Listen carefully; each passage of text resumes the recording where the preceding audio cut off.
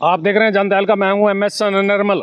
इस समय हरियाणा में लोकसभा चुनाव की सरगर्मियां तेज हो चुकी हैं और लोकसभा चुनाव की जो सरगर्मियां बढ़ने के बाद लोगों से वोट मांगने का सिलसिला शुरू हो चुका है। हरियाणा में कांग्रेस के मुकाबले भारतीय जनता पार्टी और भारतीय जनता पार्टी के मुकाबले में कांग्रेस और उसके सहयोगी दल इस समय आमने सामने नज़र आ रहे हैं। सवाल बहुत सारे हैं। क्या हरियाणा में कांग्रेस और जो इंडी गठबंधन के तहत उनके साथ आम आदमी पार्टी है, क्या वो इस समय एकजुट होकर के भारतीय जनता पार्टी का मुकाबला करने में सक्षम हैं? क्या रणनीति बना चुकी है? सवाल बहुत सारे हैं, मसले बहुत सारे हैं। हरियाणा में मनोहर लाल खट्टर करनाल ज़िले में इस समय जो पहले हरियाणा का मुख्यमंत्री होते थे, वो इस समय करनाल से लोकसभा के प्रत्याशी हैं। क्या माहौल चल रहा है और किस तरह का जो इस समय खट्टर का विरोध है, खट्टर को हराने की रणनीति है, वो किस तरह और किस रूप में इस समय व्यापक है?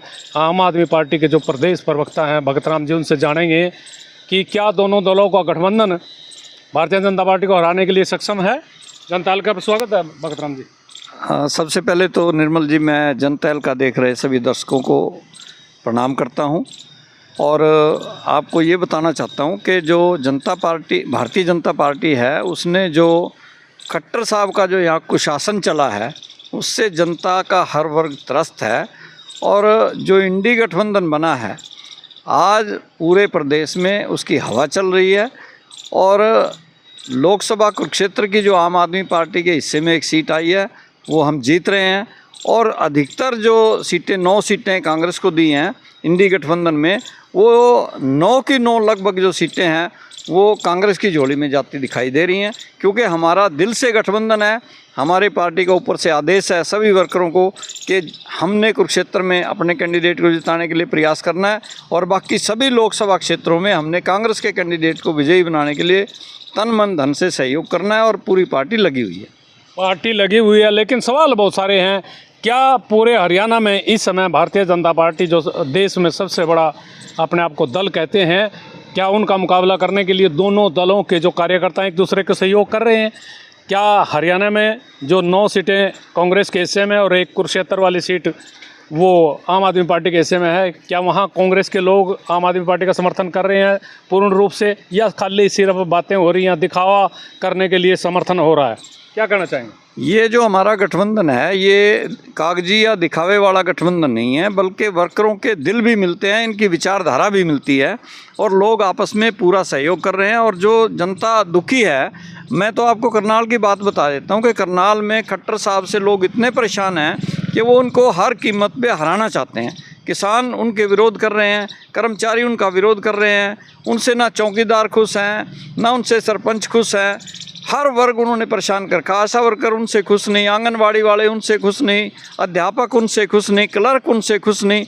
खट्टर साहब से तो मैं आपको ये बताऊं कि उनकी पार्टी के कार्यकर्ता भी खुश नहीं हैं। उन्होंने कभी उनको भी अपने नज़दीक नहीं आने दिया और खट्टर साहब की जो मनमानियां चली हैं, जो उनका कुशासन रहा है, उनको शासन का पता ही नहीं कि किस तरह से चलाना चाहिए। और यही वजह है कि उनको मुख्यमंत्री के पद से हटा दिया गया। और वो हारेंगे करनाल से वो हारेंगे, चाहे कोई भी कैंडिडेट आए कांग्रेस का, वो जीतेगा और खट्टर साहब की हार निश्चित है। मेरा मूल सवाल था, क्या आम आदमी पार्टी के साथ और कांग्रेस के जो वर्कर हैं, नेता हैं, क्या उनके आपस में दिल मिल चुके हैं, एक दूसरे का सहयोग कर रहे हैं? बिल्कुल दिल का समझौता है और दिल मिले हुए हैं और वर्कर भी आपस में मिलजुल करके काम कर रहे हैं। और अभी तो चुनावी मुहिम जोर पकड़ेगी और आने वाले समय में आप देखेंगे कि यहाँ कांग्रेस की इंडी गठबंधन की पूरी लहर चलेगी। आम आदमी पार्टी और कांग्रेस के जो कैंडिडेट जहाँ भी हैं, वो सारे जीतने की तरफ जाएंगे, जीत की तरफ। लोगों में ये प्रचार चल रहा है कि जो आम आदमी पार्टी है और कांग्रेस पार्टी है, इनका यहाँ समझौता है, लेकिन जो वर्कर हैं, वर्कर दोनों पार्टियों के दिल से साथ नहीं।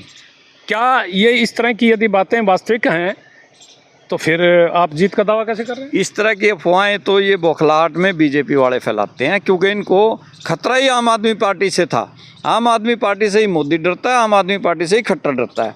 और अब जो इंडी गठबंधन हो गया है, अभी तक तो ये हमारे कांग्रेस के नेताओं को तो समझते ही कुछ नहीं थे, सिर्फ केजरीवाल से मोदी को डर लगता था।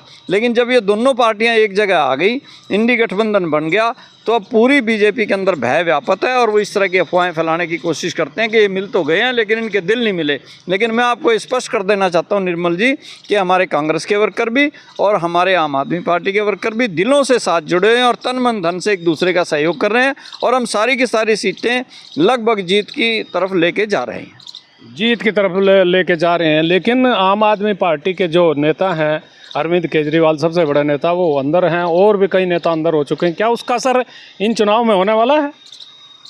जो इन्होंने बिना किसी दोष के, बिना किसी प्रूफ के इनको अंदर डाला है, इनका मकसद ये नहीं है कि भी वो इनको अंदर डाल दिया, उनका कोई कसूर था, कोई उनके अगेंस्ट इनके पास एविडेंस नहीं है। वो तो सिर्फ इन्होंने सीबीआई और ईडी का यूज़ करके, उनका दुरुपयोग कर करके इनको अंदर डालने की कोशिश इसलिए की है क्योंकि केजरीवाल के बढ़ते कदमों को ये रोकना चाहते हैं, आम आदमी पार्टी को नीचा दिखाना चाहते हैं, आम आदमी पार्टी को पीछे ले जाना चाहते हैं और ये प्रचार, झूठी अफवाहें फैलाना चाहते हैं कि ये भी भ्रष्टाचारी हैं। जबकि आम जनता को सबको पता है कि निरपराध होने के बावजूद मनीष सिसोदिया को अंदर किया गया और केजरीवाल जी को भी उसी कड़ी में इन्होंने, ये तो केजरीवाल के ऊपर शुरू से ही नज़र दबाए हुए थे कि इनको हमने अंदर डालना है ताकि इनका चुनाव प्रचार ठीक से ना चल सके। लेकिन इनको ये पता नहीं है कि केजरीवाल जी का हर एक वर्कर केजरीवाल की तरह जुनूनी है और वो ज़मीनी स्तर पर पूरी तरह से काम कर रहे हैं और केजरीवाल की पार्टी दिनों दिन आगे बढ़ती जाएगी। और आम जनता में ये लहर है, उनको ये पता है कि जानबूझ करके केजरीवाल जी को तंग किया जा रहा है, तो उनको उनकी तरफ सिंपैथी है जनता की। आप सिंपैथी की बात कर रहे हैं, लेकिन भारतीय जनता पार्टी के जो प्रधानमंत्री नरेंद्र मोदी जी देश के, वो और उनकी पूरी टीम यूँ कह रही है कि जो आम आदमी पार्टी के संयोजक रहे हैं अरविंद केजरीवाल और उनके जो साथी हैं, सहयोगी हैं, वो शराब कांड में उन्होंने बहुत बड़ा घपला किया, भ्रष्टाचार किया और भी कई भ्रष्टाचार उन पर आरोप लग रहे हैं, इसलिए वो अंदर किए गए हैं। भ्रष्टाचारियों का अंदर करना कोई गुनाह है क्या? सिर्फ आरोप में अंदर करना गुनाह होता है। उनके ऊपर अगर कोई इनके पास एविडेंस है तो वो कोर्ट में रखें और उनको सज़ा करवाएं। जिस आदमी ने कुछ किया होगा तो उसके खिलाफ कोई प्रूफ भी होंगे। आप किसी को डरा धमका करके अगर 400 गवाहियों में से अगर एक से आपने झूठ बुलवा दिया प्रेशर दे करके और कह दिया हाँ जी ये बात थी वो बात थी और उसका भी कोई आपके पास सबूत नहीं है, तो ये तो नाजायज़ है। और सारी जनता को इस चीज़ का पता है कि उनको अननेसेसरी रूप से तंग किया जा रहा है और उनको परेशान करने के लिए अंदर डाला हुआ है। अच्छा, जो अंदर केजरीवाल जी को कर दिया है उसका लोगों में किस तरह का रिएक्शन हो रहा है? क्या लोग कह रहे हैं? लोग ये कह रहे हैं कि भारतीय जनता पार्टी की जो नीतियाँ हैं वो तानाशाही की नीतियाँ हो चुकी हैं और मोदी जो है तानाशाह बन चुके हैं और जो भी उनके खिलाफ आवाज़ उठाने की कोशिश करता है वो उसको ईडी या सीबीआई के जरिए अंदर पहुंचाने की धमकियां देते हैं और पहुंचाने का काम कर रहे हैं। अच्छा, एक चीज़ और भी है, ये कहा जा रहा है अभी 400 पार की बात हो रही है, क्या 400 पार में कुछ सच्चाई है? दूसरा एक चीज़ और भी है कि ये कहा जा रहा है विपक्ष की ओर से इस बार भी फिर मोदी आ गया तो संविधान में बदलाव हो जाएंगे, दोबारा से वोट ही नहीं पड़ेंगे। ये जो बात है 400 पार वाली, इससे आप ये देख लीजिए कि वो तानाशाही का कितना घमंड है इनको और वो अपनी तानाशाही चलाना चाहते हैं। 400 पार ये ले जा सकते हैं अगर वो ईवीएम में कुछ सेटिंग करें, गड़बड़ी करें तो 400 क्या, ये तो 500 पार भी चले जाएंगे। लेकिन आम जनता इनको बता देगी अगर सही तरीके से चुनाव हुए और चुनाव आयोग ने अपनी ड्यूटी ठीक से निभाई, उनके ऊपर कोई दबाव या प्रेशर नहीं हुआ, तो ये 200 पार भी होने मुश्किल है। 200 पार भी होने मुश्किल है। लेकिन आम आदमी पार्टी और जो कांग्रेस पार्टी है उसको क्या उम्मीद है इस बार कितनी सीटें आने वाली हैं देश में? हमारी जो इंडी गठबंधन की सीटें हैं, क्योंकि हमारा कई स्टेट्स के अंदर आपस में अपोजिशंस का जो प्रमुख विपक्षी पार्टियां उनका समझौता हो चुका है और सारे के सारे रल मिल करके इसकी तानाशाही का जवाब देना चाहते हैं और पूरी जनता मंच बना चुकी है कि तानाशाही सरकार को बदल दिया जाए। तो हमें उम्मीद है कि हम 300 से ऊपर वोटें ले जाएंगे। अच्छा, दूसरा और एक राम मंदिर की बात हो रही है। अभी जितने जो भाजपा विरोधी दल हैं उन्होंने राम मंदिर का जो निमंत्रण है वो ठुकरा दिया था, राम मंदिर के उद्घाटन का मंत्रण, इसलिए ये सनातन विरोधी हैं, हिंदू विरोधी हैं, ऐसा प्रचार किया जा रहा है। आप क्या मानते हैं? सनातन धर्म तो कोई आज का धर्म नहीं है, तो आदि धर्म है और राम भी शुरू से ही हैं। राम कोई बीजेपी तो लेकर के नहीं आई, लेकिन ये नारा दे रहे हैं कि हम उनको लाएंगे जो राम को लाए हैं। राम तो आज ही पैदा हुआ हो, जैसे राम तो हमारे पैदा होने से पहले, सदियों पहले राम हो चुके हैं, उसको आज ये कहाँ से लेकर के आएंगे।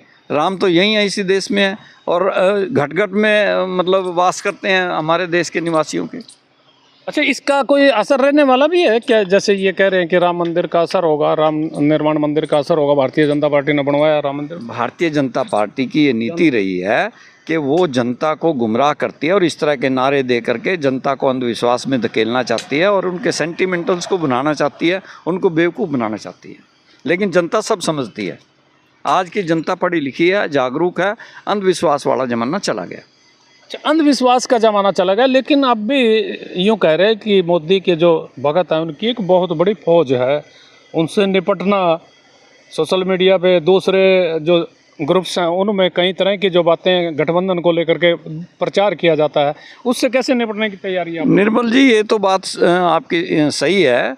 जो मीडिया है या सोशल मीडिया पे इनकी जो टीम काम कर रही है, वो पूरा पैसे के बल पे इन्होंने अपनी फ़ौज लगाई हुई है, जो बीजेपी के झूठे प्रचार प्रसार में लगी रहती है और अपोजिशन को दबाने में लगी रहती है।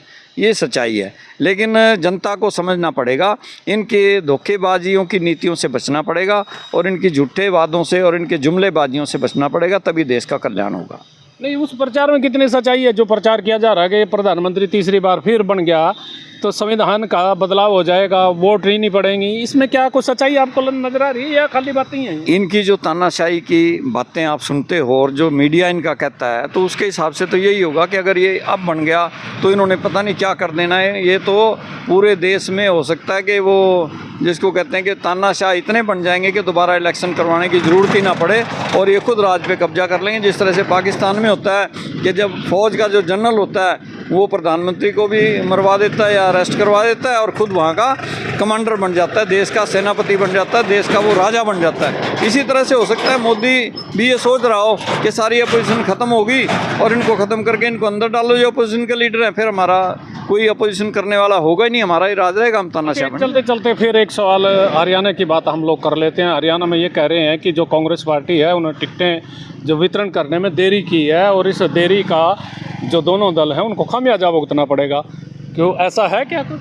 अभी कोई देरी नहीं हुई है, देर आए दुरुस्त आए। हम तो ये कहते हैं कि अच्छे कैंडिडेट लाएं वो, और जनता उनकी इंतज़ार में बैठी है। अभी जनता ये नहीं है कि जो बीजेपी के कैंडिडेट आ गए हमने उनको बना दिया, उनका तो गांव में जाने पे विरोध हो रहा है, उनको गांव में घुसने नहीं दिया जा रहा। खट्टर साहब का कई जगह विरोध हो चुका है, हिसार में भी विरोध हो गया बीजेपी वालों का, तो बहुत जगह इनका विरोध है। चाहे इन्होंने पहले कैंडिडेट डिक्लेयर कर लिए, बाद में कोई फ़र्क नहीं पड़ेगा। कांग्रेस का जो भी कैंडिडेट आएगा या जो इंडी गठबंधन का जो कैंडिडेट आएगा साफ छवि का होगा और उसके साथ जनता का समर्थन होगा। राम जी, यूँ कह रहे हैं जो विरोध की आप बात कर रहे हैं भाई, हरियाणा में सारी जगह इनके विरोध हो रहे हैं, भारतीय जनता पार्टी के कैंडिडेटों के। आरोप ये लगाया जा रहा है भाई जो आम आदमी पार्टी के लोग और कांग्रेस के लोग हैं वो जानबूझ करके विरोध करा रहे हैं, वास्तविक रूप में जनता कोई विरोध है ही नहीं। देखिए, अगर इंडी गठबंधन वाले लोग इतने ताकतवर होते, उनके पास पूरी पावर होती कि हम इनका विरोध करवा सकते धक्के से, तो फिर तो बात ही कुछ और थी। हम तो जनता के बीच में जाते हैं, जनता की बात सुनते हैं और जनता अपने आप से इनके विरोध में आना चाहती है, क्योंकि इनके कारनामे ऐसे हैं जिनको देख करके जनता तबाही। आप ये देख लीजिए, हरियाणा में पहली बार जब सरकार बनी किसी को पता नहीं था मुख्यमंत्री कौन आएगा। जब ये बन गया तो ये लंगड़ी सरकार आई, क्योंकि वो काम ठीक से कर नहीं पाए। अब उन्होंने जेजेपी का फ़ायदा उठा करके सरकार तो बना ली, लेकिन अब उसको धक्का दे करके बाहर भी कर दिया। तो अब क्या रहा, ना तो इससे किसान खुश रहे, ना कर्मचारी खुश रहे, ना इससे अधिकारी खुश रहे, ना जो युवा बेरोजगार थे उनको रोजगार मिला। जिसने भी इनसे कोई फरियाद की उसको धमका करके बात करते हैं, भ्रष्टाचार भी काटने की बात करते हैं। तो कहाँ पे भ्रष्टाचार चरम सीमा पे है। पहले जो काम 10 रुपये में हो जाता था अब 100 रुपये में भी नहीं होता, तो इससे ज़्यादा और क्या होगा। भ्रष्टाचार चरम सीमा पे है, भ्रष्टाचार चरम सीमा में, मामले बहुत हैं, आक्रोश बहुत है। और ये आक्रोश क्या 25 मई को जो हरियाणा में मतदान होना है उसमें बदल पाएगा? भारतीय जनता पार्टी के जो प्रत्याशी हैं क्या उनके खिलाफ लोग अपना आक्रोश जता पाएंगे? सवाल बहुत सारे हैं, मामले बहुत सारे हैं।